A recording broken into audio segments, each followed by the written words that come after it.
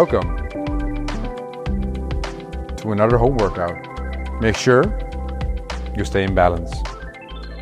2 movements to show you, and then later on I'm going to tell you how to combine these in the concept of the warm-up today, because it's one we haven't done before. Now, first movement is going to be the wall sit. So what I'm going to have Ben and Sval do is literally stand against the wall and already kind of know that in the end position you want to have approximately a 90-degree angle of the knee and a 90-degree angle of the hip. So gentlemen, if you're standing, I'm going to literally start pulling them down, and they're sitting. Beautifully done. Now they're sitting in this wall sit here. When we look at that, the knee is positioned on top of the ankle and the legs are just as parallel. And when I talk about parallel, I'm actually referring to the top of the quad, so not the hamstring. The hamstring should like hang below the leg, and the quad is the top of the knee to the hip, should be a nice straight line. Unless your quads are so big and round that it looks like you're cheating, which is all fine by me. Now this is our wall sit, really sitting against the wall. I'm okay with the placement of the hands as long as we're not resting the arms on top of the legs, right? Very nice and controlled wall sit, so you can get out of it. Just have a look at Ben. Scaling options can be going slightly higher or placing your feet slightly more forward. Even if you have bad knees, it's very good to do wall sits, but then just change the knee angle a tiny bit. It's very good exercise for the quads here. Now our second movement, they're going to stay in the same similar spot here. So they're going to grab the band and they're going to do an upright row with the band. You're going to stand on top of it.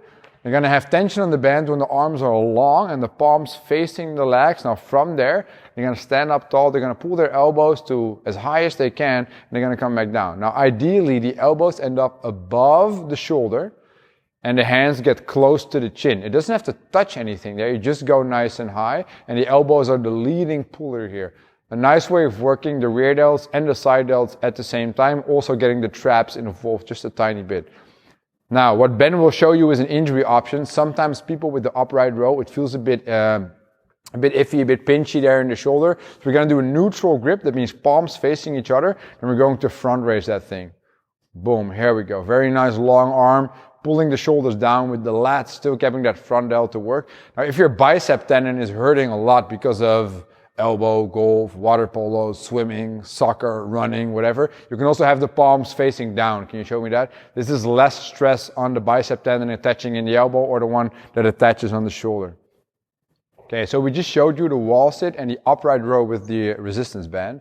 Now it's time to put these together into a fun concept that we call the warm-up. Now what you need to do is set a timer at 3 rounds. Every round is 2 minutes. You can use a smartwatch for that, for example. Now in that 2-minute time frame, you're going to do the following. You're going to do a wall sit for as long as possible, but with a max of 90 seconds. Right? So you're going to do all that wall sitting. Some will do 30 seconds, some will do 45, some will do all 90, but that's when you have to stop. You get out of the wall sit, you immediately start doing upright rows. How many? It doesn't matter. You go on as much as you can until the 2-minute time frame is over. So you fill the remainder of the time with upright rows. Then when you hear the beep, or you hear me telling you to switch, you start the second round without resting, which means you got to be in that wall sit right away. So first round will be easier. From the second round on, this is going to burn a lot. So Ben and Sval are going to kick this hard in the butt. So let's have a look at it, starting in 10 seconds. 3,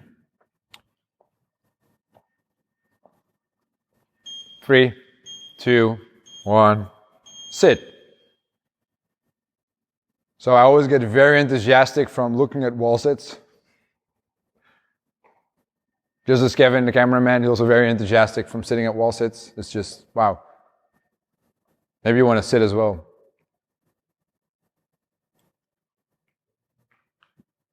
Ooh. You need wall sits, that's for sure.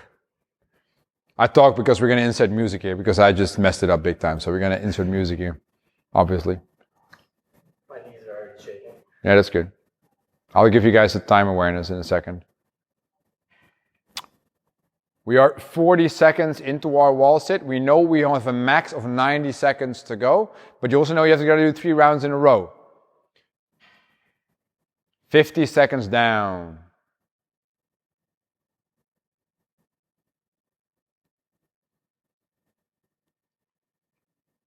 One minute. Sval's looking extremely comfortable, ladies and gentlemen. Just look at how comfortable he is there. That's so nice. Ben is finding all kinds of ways to not feel his legs anymore, but it's not working for him.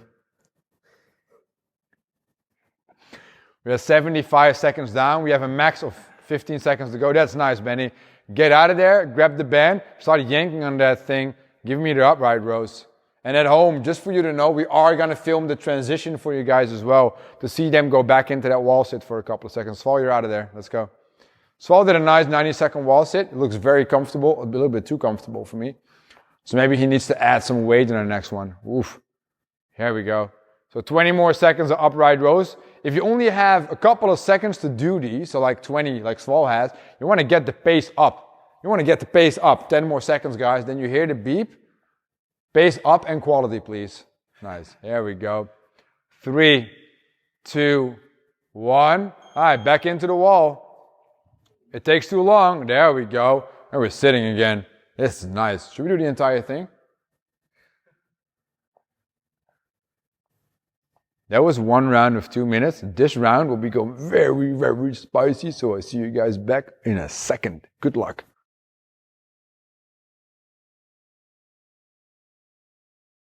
For every minute of work we did in the warm-up, we're going to do a minute of mobility. And that was bad math, by the way, but still. We're going to do 12 rounds of 45 seconds of work and then 15 seconds off. We have 3 movements, but one movement has 2 limbs. That means we're going to do a round of 4 minutes, 3 rounds in total. Yeah, buddy. Now we're going to start off in a child's pose, and you guys please start with us because we're not going to show you, we're going to do it with you, right? So I have Swal and Ben here sitting. Now what they're doing is this, and I'm not going to start a timer yet. They're going to have their butt shift backwards as far as possible, sit down there, and make sure the knees are outside of the hip and the feet. We start in 10 seconds with this child's pose. The palms pressing firmly into the floor, forward, and 45 seconds are live. Now instead of just laying down here passively, you are pressing the hands into the floor. It allows the lats to get a very nice stretch. And we are working overhead today and maybe even doing jerks today with the back overhead. So nice and subtle lats really help with that. We have 25 seconds left in this child's pose. You can also play around with, for example, having your pinky pressed into the floor and your thumbs towards the ceiling. So you place the hands towards each other, the palms. This always helps with the lat activation as well, but you can just play around with that if you like to. Very nice. Now we got to have 15 seconds of transition time, and then we start doing the rolling straddle, alternating legs. 3, 2, 1. All right, 15 seconds. I obviously want Swal and Ben to already start on this one so you guys at home can follow along and then start at the beep. We're going to reach back with the feet. We're going to come forward. We're going to reach to a leg. We're going to roll back. So when we roll back, we have legs together. When we roll forward, we reach. And that is the interval starting of the rolling straddle, also called sushi. Nice. So this is a nice dynamic way of working on that straddle position because it's like... We're not adding resistance, but we're adding some fake loading into the stretch. So we call this forced stretching, basically. If you were just sitting there passively leaning forward, then it is the only thing you do, relying on your flexibility. Now we just throw ourselves into that stretch. Great way of working it. We got 10 seconds left before we hit our thread the needle shoulder stretch. 5, 4, 3, 2, 1. So at home, 15 seconds of looking at us, and Swal and Ben here, right, go into the next one. So they're going to start off in the thread the needle with the right leg across. Now they started with knees underneath the hips and arms underneath the shoulder, and they took an arm, they pressed it all the way through close to the floor with the palm facing upwards, and now they're pressing that shoulder into the floor firmly. Very nice what they're doing here. Trying to get a stretch in the shoulder. Now I want Ben to just lay down on the floor, which is a nice way if you don't feel it very well. You can always go to this one. So you're now laying on the floor with your entire body pressed on top of the arm, which is a very way of adjusting the stretch to get a bigger stretch on it, or if you just don't feel it, a way to change it a tiny bit. We got 15 more seconds in this one, and then guess what, people at home? We do it again, but then on the other side. Here we go. A nice passive thread the needle shoulder stretch. 5, 4, 3, 2, 1. And we switch. So and Ben, you guys can already start on the next one. People at home, see how they set up properly. They reach underneath, palm goes up. they drive away, and then they press that shoulder into the floor. The other arm is away, giving some pressure on the floor to really push their body down towards the floor. And this is where your 45-second time frame starts. If you're paying attention, this is our fourth interval. We are doing 3 stretches, but one has 2 arms separately. So a round makes up for 4 intervals. We repeat this for 3 times in total, which makes it a 12 interval mobility portion. 25 seconds, gentlemen. And I think we got about 1,120 viewers at home right now, so you guys keep stretching as well. You're doing great. Please like and subscribe. 10 more seconds. And if you don't subscribe, we just keep sending you emails. 3, 2, 1. I just repeated the interval scheme, so you get 2 more rounds to do, 8 more intervals. You guys keep stretching. If you want to add a cool down today, repeat this entire cycle, but then replace the rolling straddle for a seated straddle. Good luck.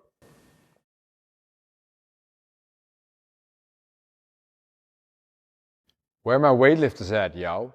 Guys, we're gonna need our back for this workout because we're going to do clean jerks and clean and jerks with the back. Now, yes, you do not have to actually properly power clean the back to get it to the shoulder.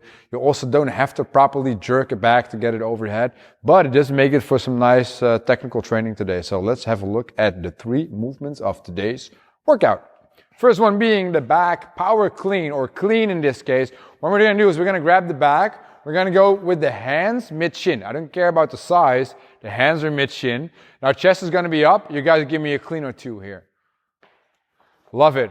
Going to come back down and extend in the middle. Good touch and go power cleans. You guys rest, that's solid. Now the arms are moving, but they're not the prime mover in the actual movement here. It's going to be legs and hips driving the bag up. Arms used to just pull the body towards the back. Now that's our first movement. The scaling option for the clean, if the elbow cannot handle all of this bending, there's going to be a Romanian deadlift with the bag going to the same height as the starting position of the clean. So hinge, sit back, reach with the hand to mid-shin, come back up, body squeeze your butt there, boom.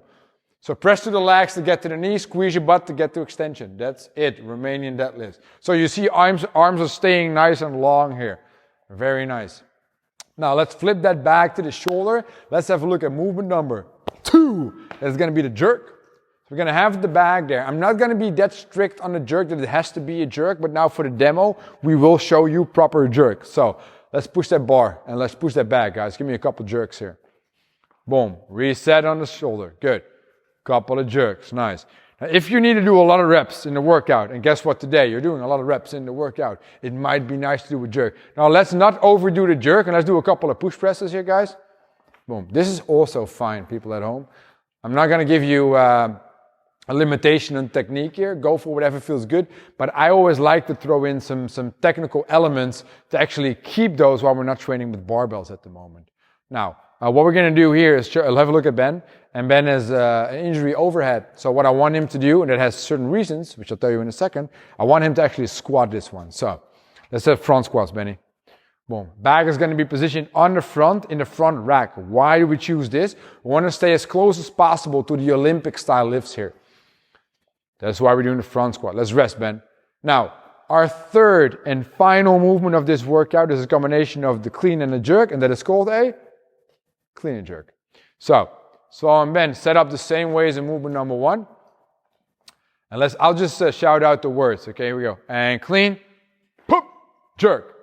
Yes, reset in the bottom. At home, you guys can follow along if you can get the pace. Clean, choop, jerk. Hatsa. Let's do one more.